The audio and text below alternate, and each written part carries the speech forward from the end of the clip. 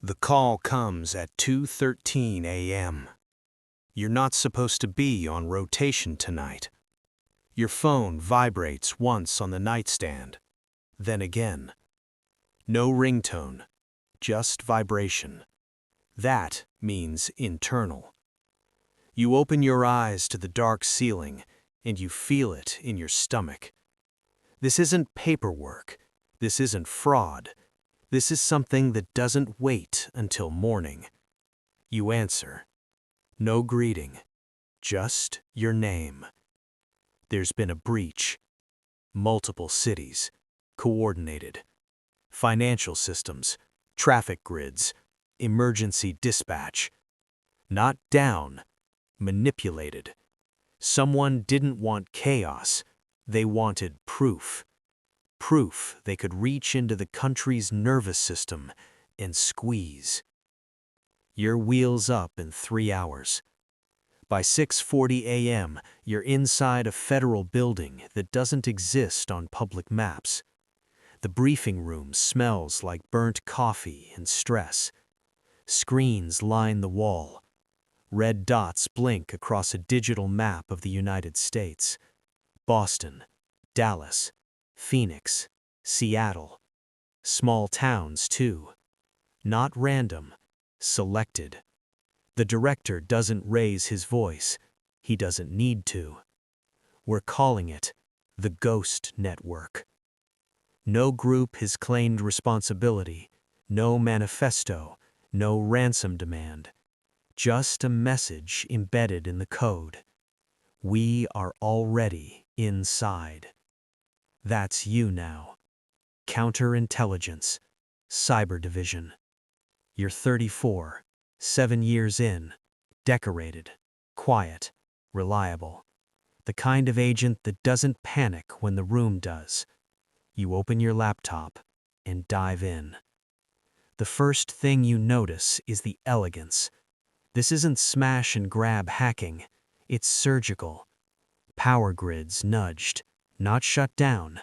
Emergency calls rerouted for seconds, not minutes. Bank transfers mirrored, not stolen. Someone wanted to show they could pull the strings without breaking them. You trace the first breach to a server farm in Virginia, then to a ghost IP in Romania. Then it disappears, like it was never there. By day 3, the media is circling. Headlines whisper about cyber war. Politicians demand answers. You have none. That night, you lie awake staring at the ceiling. You haven't slept more than 4 hours since the call. Your wife asks if it's bad. You say it's manageable. You lie. On day 5, you find something. Not a name, not a face, a pattern. Every breached system shares one thing, a legacy contractor. Same vendor, same software, same overlooked vulnerability. 5 years old. You call a meeting. You explain the pattern. The room shifts. This wasn't random. It was planted. Years in the making.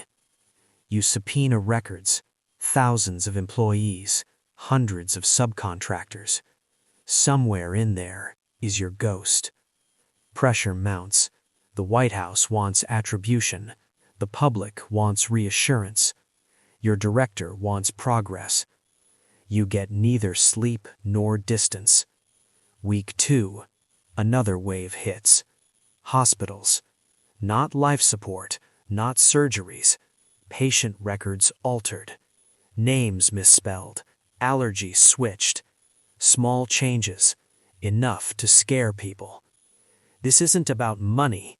It's about trust. If people stop trusting their systems, the system collapses. Then you find him. Ethan Vale, senior engineer, resigned 3 years ago.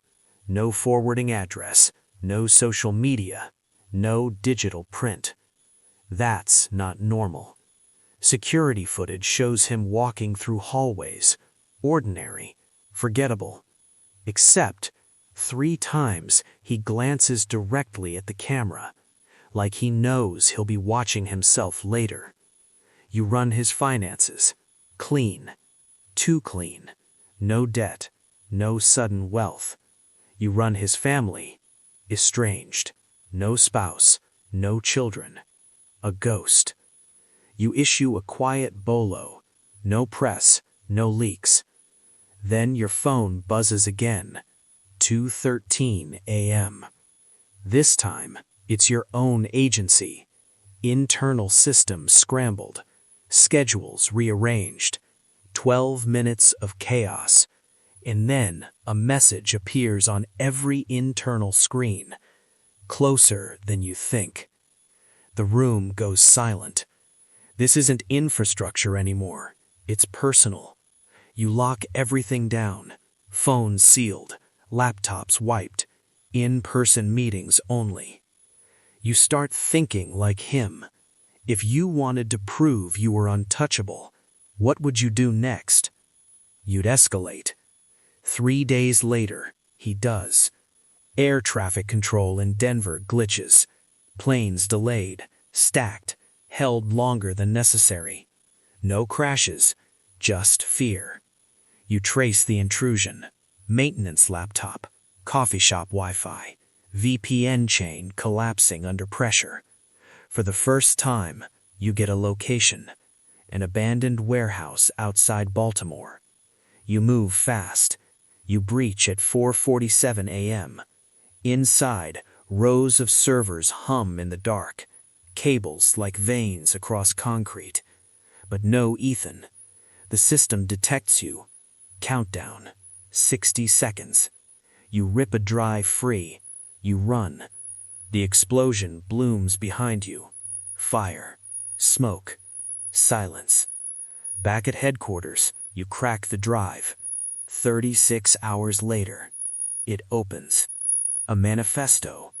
Not political. Philosophical. Digital Darwinism. He believes fragile systems must be tested. Only those that survive deserve to endure. He isn't destroying, he's teaching. Buried deeper, a schedule. The next target, the Federal Reserve. 72 hours. You coordinate every agency imaginable. NSA, Homeland Security, Treasury. Firewalls built, access restricted. But you know something they don't. He doesn't attack where you're strong. He attacks where you assume you're safe. You find it. A backup cooling system. Minimal security. Installed 5 years ago. You fly to Kansas City. At 1:59 a.m., it begins. A whisper of code. You trace it in real time. Local. 6 miles away. An apartment complex. You wait for SWAT. They breach. Inside, Ethan sits at a folding table. 3 laptops open. He doesn't run. I wondered how long it would take you to catch me.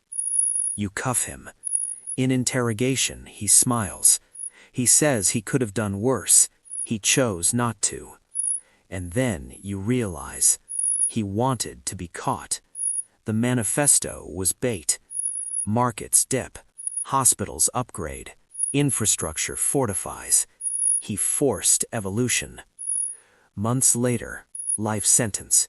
You're commended, offered promotion. You decline. Because something doesn't sit right. You review the recovered servers one last time. Hidden partition. 1 line of dormant code. Set to activate in 5 years. Your director asks, "Can you stop it?" You say, "I think so." Think. That night, your wife asks if it's over. You say, "For now." You lie again. Because this was never about Ethan. It's about the next one. There's always a next one. Somewhere, someone is staring at legacy code, wondering what would happen if they pushed just a little. You close your laptop.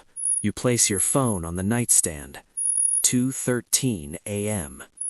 It vibrates. Power isn't loud, it's invisible. And the people who control it don't always wear uniforms. Would you have caught him sooner? Or would you have missed the overlooked door? Comment below what level of access you think is most dangerous. And if you want more stories like this, subscribe. Because next time, the threat won't be digital, and it won't give you 5 years.